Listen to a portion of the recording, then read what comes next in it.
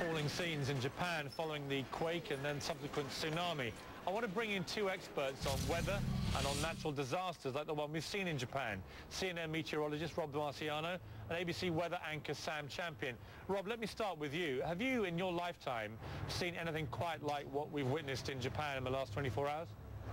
No, definitely not. And, you know, in the last couple of years with Haiti and Chile, you would think you've seen quite a bit, and it just seems to be getting worse. What we've seen with this is a historic event, no doubt about that, with what happened in Japan. And then the hemispheric event, really, which what happened across the entire hemisphere. This is truly extraordinary stuff. The amount of energy that came with this and the devastation along the Japan coast, and then propagating towards Hawaii, the west coast of the U.S., and even now, Piers, even now, the wave should be hitting parts of Chile and other coastlines on the west side of South America. So we're still not done with this event. Sam Champion, we're hearing a lot about the Ring of Fire. What is the Ring of Fire, and what does it mean now going forward?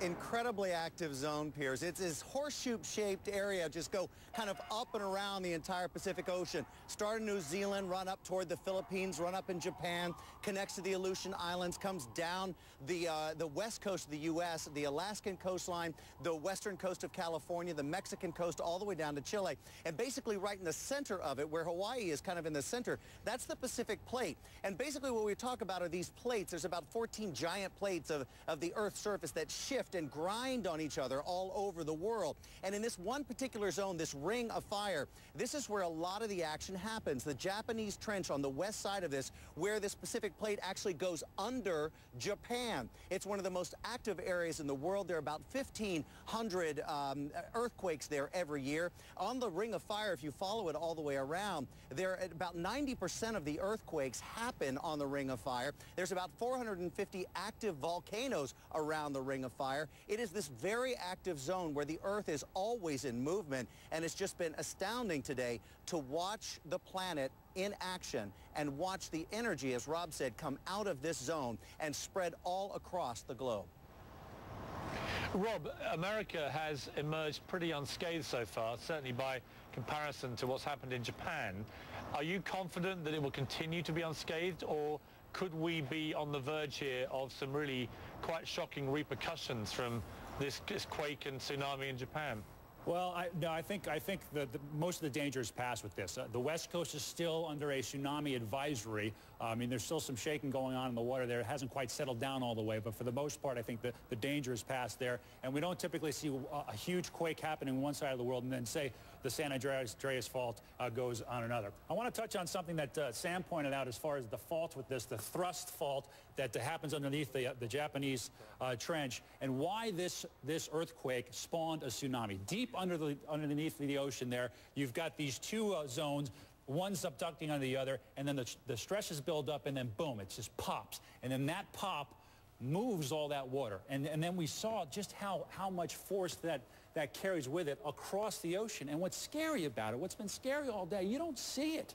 You couldn't even feel it if you're on a boat. And with it traveling 500 miles an hour, it got to Midway, got to Hawaii, got to the West Coast, and now getting to South America, and doing damage thousands of miles away from the epicenter of this quake. And that, to me, is what's truly remarkable. Sam, finally and quickly, we've seen some pretty wild weather in America in the last few months. Are we going to carry on seeing this through the rest of the year? Is it now completely unpredictable? Piers, if I could forecast the weather for the rest of the year, I'd do it right now, go home and call it a day.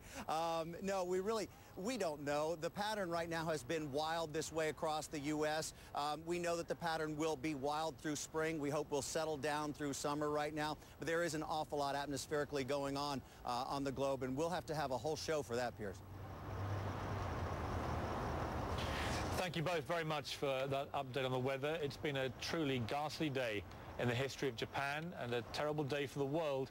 If you want to help the people of Japan in the wake of this disaster, then text the Red Cross to 90999 and donate $10 to the American Red Cross, and that will help those poor people tonight. That's all for us tonight. Now here's my colleague Anderson Cooper with AC 360. Piers, thanks very much. Good evening, everyone. We're going to have some important and late developments to bring you tonight in the battle for Libya, including an attack on our team in Tripoli by government thugs. But we begin, of course, with the breaking news, the terrible devastation in northeastern Japan. The destruction there, simply epic. The death toll mounting, exact numbers unknown. Now a nuclear emergency. Several badly damaged power station reactors with serious cooling problems. Pressure building. Reports now of radiation venting at 2 of them. We'll talk to a woman whose husband was in one of the plants when all this began. He escaped, but she hasn't heard from him all day and is getting desperate for word. All of it and everything else, the result of the 5th largest quake in recorded history. Just look at that wave, followed by the wave, a fast-moving tsunami wave that turned everything in its path, even miles inland, into rubble. Watch as it hits those buildings head-on. This is what it looked like as it made landfall. You can see it's not just seawater we're talking about. There is deadly debris, cars, trucks, even small houses being swept along, smashing and battering everything in their path. The tsunami reaching all the way to the American West Coast, where several people were swept out to sea. That's how powerful the quake was. Magnitude 8.9. Look at those cars just being swept away. According to the U.S. Geological Survey, that is hundreds of times stronger than the one that leveled Port-au-Prince. Japan is maybe the best prepared country in the world for earthquakes, but nothing prepares anyone for this.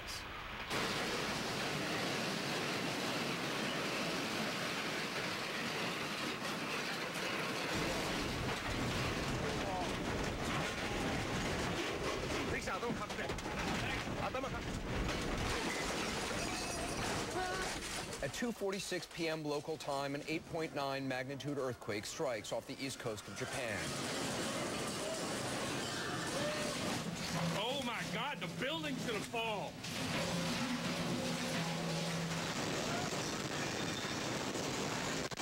It's the most powerful earthquake recorded in the country's history, the 5th most powerful ever recorded in the world. Its shockwave churns out walls of water up to 30 feet, traveling up to a mind-boggling 500 miles an hour. A tsunami bears down on Japan's coast in minutes. It looks like that tsunami wave is moving upstream rapidly. And we're still seeing large tsunamis moving and hitting the area of Sendai. That tsunami obviously is going to hit the coastal areas as we speak. We do not know the extent of the damage at this time, but obviously a huge tsunami. Within just 30 minutes of the earthquake, the tsunami crashes ashore.